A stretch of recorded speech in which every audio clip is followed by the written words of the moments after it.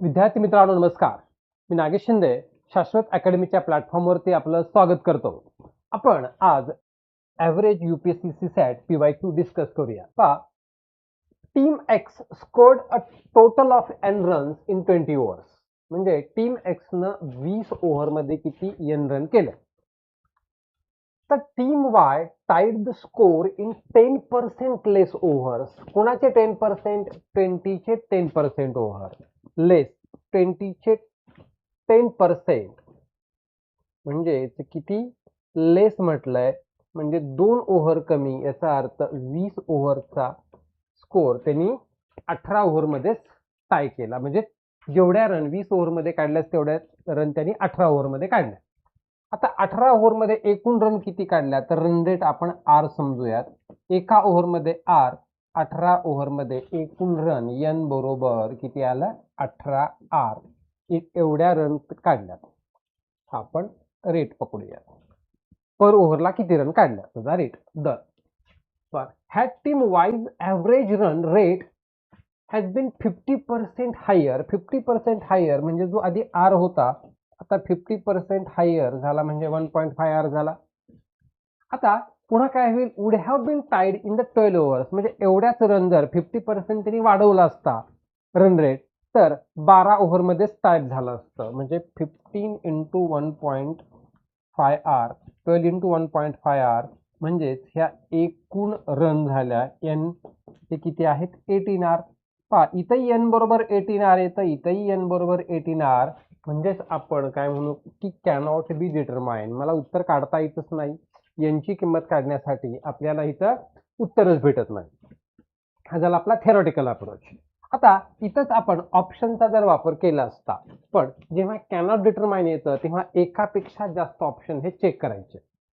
आता 72 रन, आता 72 रन ह्या 18 ओव्हरमध्ये काढल्या, म्हणजे पर ओव्हरला 4 रन काढल्या. 18 चोक 72. आता हा 50% ने वाढवला, म्हणजे 4च्या ऐवजी 6 रन एका ओव्हरला झाल्या. तर 72 रन काढण्यासाठी पर ओव्हर 6 यानं 12 ओव्हरमध्ये मॅच संपली असती. बरोबर आहे, 12 ओव्हर. पण जेव्हा कॅनॉट डिटरमाइन येईल तेव्हा एकापेक्षा जास्त ऑप्शन हे चेक करायचे, उरलेले ऑप्शन पण चेक करायचे. आता इथं 144, दुसरा ऑप्शन घेतला आपण 144. आता 144 रन 18 ओव्हरमध्ये, म्हणजे प्रत्येक ओव्हरला 8 रन काढले असत्या. आता हा 50% न वाढवला, म्हणजे 8च्या ऐवजी 12 रन एका ओव्हरला काढल्या. तर 144 रन काढण्यासाठी 12 ओव्हर लागतील. म्हणजे इथं माझं उत्तर 72 पण बरोबर येतं, 144 पण बरोबर येत आहे.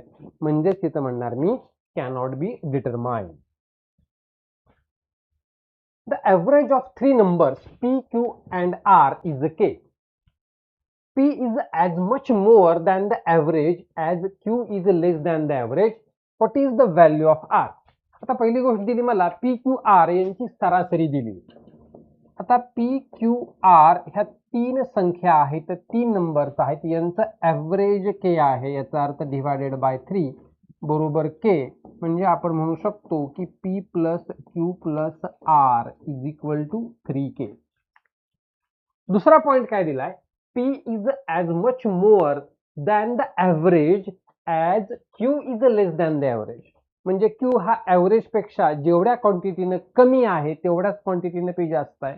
आता आपण म्हणूयात की Q हा ॲव्हरेज पेक्षा X क्वांटिटीनं कमी आहे. म्हणजे Q ची किंमत K - X झाली असती, तर P हा त्याच क्वांटिटीनं काय आहे, जास्त आहे. आता P आणि Q च्या किमती आपण इथं पुट केल्या. P बरोबर काय आलं, K plus X, plus Q ची किंमत K - X प्लस R बरोबर 3K. आता प्लस X - X कॅन्सल झालं.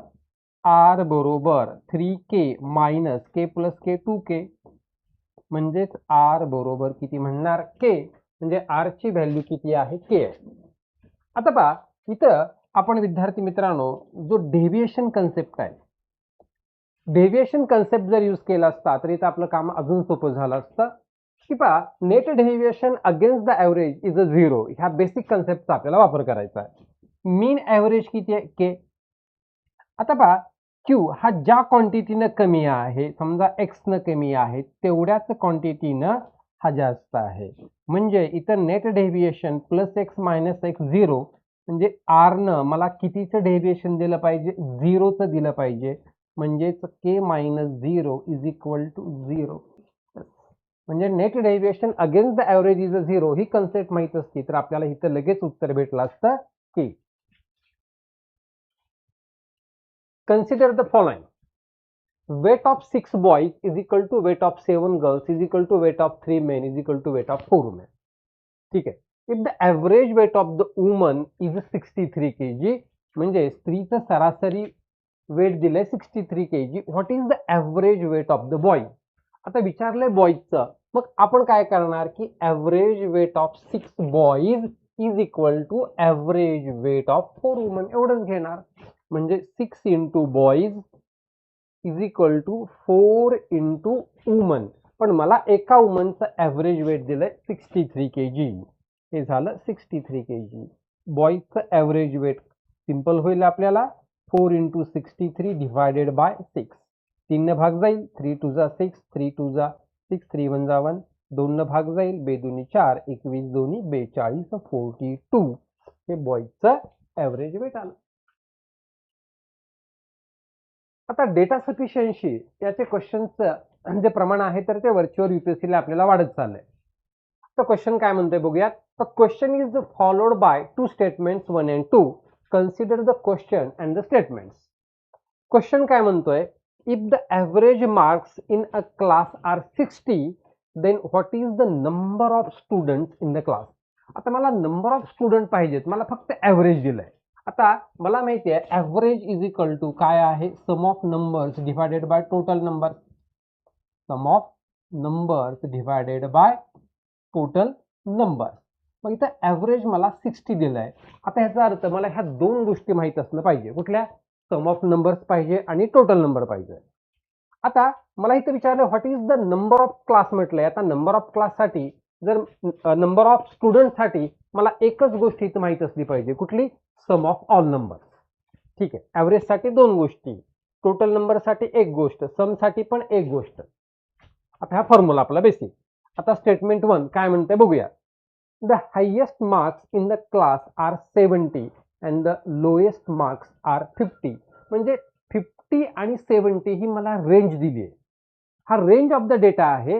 रेंज ऑफ द डेटावरून मला टोटल नंबर्स हे भेटू शकणार नाही. आपण स्टेटमेंट 1 अलोनचा विचार केला. आता आपण स्टेटमेंट सेकंड अलोनचा विचार करणार, स्टेटमेंट 1चा डेटा न वापरता. स्टेटमेंट 2 काय म्हणतोय, exclusion of highest and lowest marks from the class does not change the average. याच्यावरून पण मला हे सॉल्व करता येत नाही. आता आपण स्टेटमेंट 1 आणि स्टेटमेंट 2 ह्या दोघांना एकत्र कंबाईन करून विचार करू. आता हायेस्ट वाला 70 आहे, लोएस्ट वाला 50 आहे. मधल्यांची संख्या मला माहित नाही. Statement second, exclusion of highest and lowest does not change the average. म्हणजे मधली संख्या किती आहे त्याला मला माहीतच नाहीये.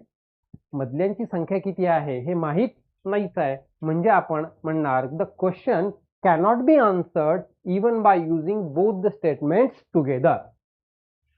आता पहा, हा क्वेश्चन आपल्याला म्हणतोय the average weight of ABC is 40 kg. आता average weight of ABC is 40 kg म्हणजे आपण A plus B plus C यांचं टोटल काढणार. हे तिघ जण आहेत म्हणजे 40 इंटू 3 120 kg. दुसरा point, the average weight of BDE is 42 kg. Average weight BDE is equal to 42 म्हणजे 42 इंटू 3 126. नंतर म्हटलंय the weight of F is equal to that of B. आता म्हणजे B च्या जागी आपण इथं F ला रिप्लेस करू शकतो कारण दोघांचे वेट सारखं आहे. आता आपल्याकडे कोण कोण झाले, ABC आणि खाली DEF. ABC ची टोटल माहिती आहे, DEF ची टोटल माहिती आहे. विचारले what is the average weight of ABCDEF. म्हणजे आपल्याला यांची बेरीज करावं लागेल आणि पर्सन किती आहेत, 6 न त्याला डिवाइड करावं लागेल. बेरीज करू आपण. किती आली बेरीज, 246 आली, 246. आणि ह्या 246 ला आपण कितीने डिवाइड करणार, 6 न, कारण 6 पर्सन आहेत ABC आणि DEF. 6 न भाग जाईल, 6 4 जा 24, 6 1 जा 1. म्हणजेच ॲव्हरेज वेट हे किती आलं 41 kg. आता पहा नेट डेव्हिएशन, जो डेव्हिएशनची कन्सेप्ट जर आपण शिकलो तर आपल्याला काय फरक पडला असता. ABC ॲव्हरेज 40 आहे आणि पुढं DEF घेऊयात, ॲव्हरेज किती आहे 42 आहे. यस, कारण का B इक्वल टू D आहे. आता पहा म्हणजे सगळ्यांचं नेट ॲव्हरेज हे 40 आहे म्हणू शकतो आपण. ऑन एन ॲव्हरेज 40 तर सगळ्याच आहे, याचं 40 40 40, पण ह्या तिघाचं ॲव्हरेज मात्र 42 आहे. म्हणजे हे तिघ जणांनी मला कितीचं डेव्हिएशन दिलंय, +2चं डेव्हिएशन दिलंय. म्हणजे 2 2 4 आणि 2 6 एक्स्ट्रा दिलंय. Average means equal distribution. ही बेसिक कन्सेप्ट ॲव्हरेजची खूप सोपी असते लक्षात ठेवण्यासाठी. ॲव्हरेज म्हणजे काय, इक्वल डिस्ट्रीब्युशन. 6 एक्सेस झालाय, त्याचं 6 लोकांमध्ये डिस्ट्रीब्यूट करायचं आहे. म्हणजेच 40 + 1 = 41. The average marks of 100 students are given to be 40. आता बघ ॲव्हरेज मार्क्स दिले, मग मला टोटल मार्क्स किती आलेत, तर 100 स्टुडंट आहेत आणि ऑन एन ॲव्हरेज 40 मार्क दिलेत, म्हणजेच 4000 त्यांच्या मार्काची टोटल आहे. It was found later that marks of one student were 53 which were misread as 83. म्हणजे चुकून 53 ऐवजी 83 रीड झालाय. आता ह्याचा अर्थ जी 4000 जी रिअल टोटल आहे का, नाहीये. मग आता रिअल टोटल किती असणार आहे, तर ह्या 4000 मधून आपण किती 83 हे जे आहे मायनस करणार आणि 53 काय करणार आपण त्याच्यात ऍड करणार आहे. म्हणजेच ह्या 4000 मधून आपण 30 मायनस केलं, म्हणजे 3970 ही रिअल टोटल झाली. आता आपल्याला रिअल ॲव्हरेज काढायचं. करेक्टेड मीन्स आता करेक्ट ॲव्हरेज किती असेल, स्टुडंट तेवढेच आहेत 3970, स्टुडंटची संख्या 100च आहे. 00 आणि ती किती आली 39.6. आता ॲव्हरेज म्हणजे इक्वल डिस्ट्रीब्युशन. या कन्सेप्टचा आपल्याला वापर कसा करायचा बघा. आता ॲव्हरेज किती होतं 40 होतं 40. कन्सेप्ट समजून घ्या. ॲव्हरेज किती होतं 40. आता झालंय काय की एका स्टुडंटचे मिसरीड झालंय, 53 ऐवजी 83 झालंय, म्हणजे 30 एक्सेस झाले की नाही.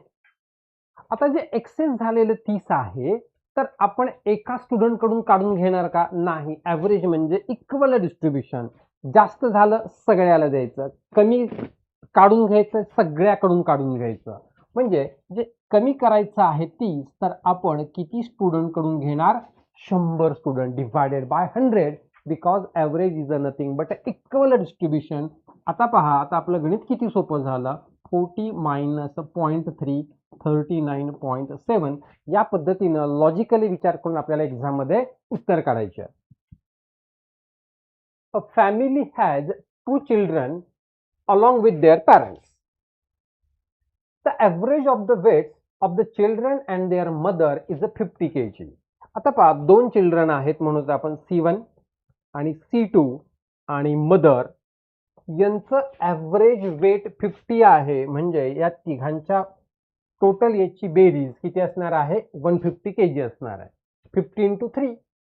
The average weight of the children and their father is a 52 kg. म्हणजे C1 C2 आणि फादर 52 kg आहे. म्हणजे 52 × 3 156. आता आपण याच्यातून जर हे मायनस केलं तर काय होईल, C1 C1 C2 C2 cancel होईल. म्हणजे father minus mother is equal to 6. आता आपल्याला काय दिलंय पुढे बघूयात. If the weight of the father is 60 kg, what is the weight of the mother. फादरचं वेट हे आपल्याला दिलंय 60 kg. 60 minus m is equal to 6. म्हणजे 60 minus 6 is equal to m.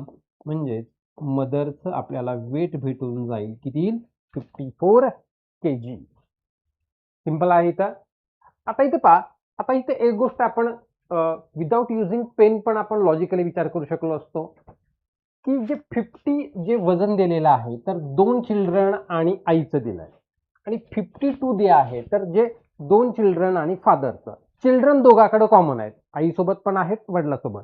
याचा अर्थ चिल्ड्रनच्या वजनामुळे इम्पॅक्ट काहीच झालेला नाहीये. मग हे जी ॲव्हरेज वाढलंय तर कुणामुळे वाढलंय? फादरच्याच वजनामुळे ॲव्हरेज वाढलंय. 50चं 52 झालंय, पण किती लोकांचं 52 झालंय? 3 लोकांचं 52 झालंय. आता एका लोकाचं 2 म्हणजे 3 लोकांचं 6. याचा अर्थ फादरचं जे वेट आहे मदरपेक्षा 6 जास्त आहे. मग मला गणितात फादरचं 60 दिलंय, मदरचं 60 minus 6 is equal to 54 kg. या पद्धतीनं लॉजिकल थिंकिंग करून पण आपल्याला उत्तर काढता येतं. ॲव्हरेज हा मोस्ट लॉजिकल थिंकिंगचा टॉपिक आहे.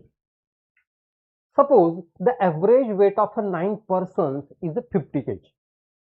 आता 9 पर्सन आहेत, A, B, C, D, E, F, G, H आणि आय हे 9 पर्सन आहेत.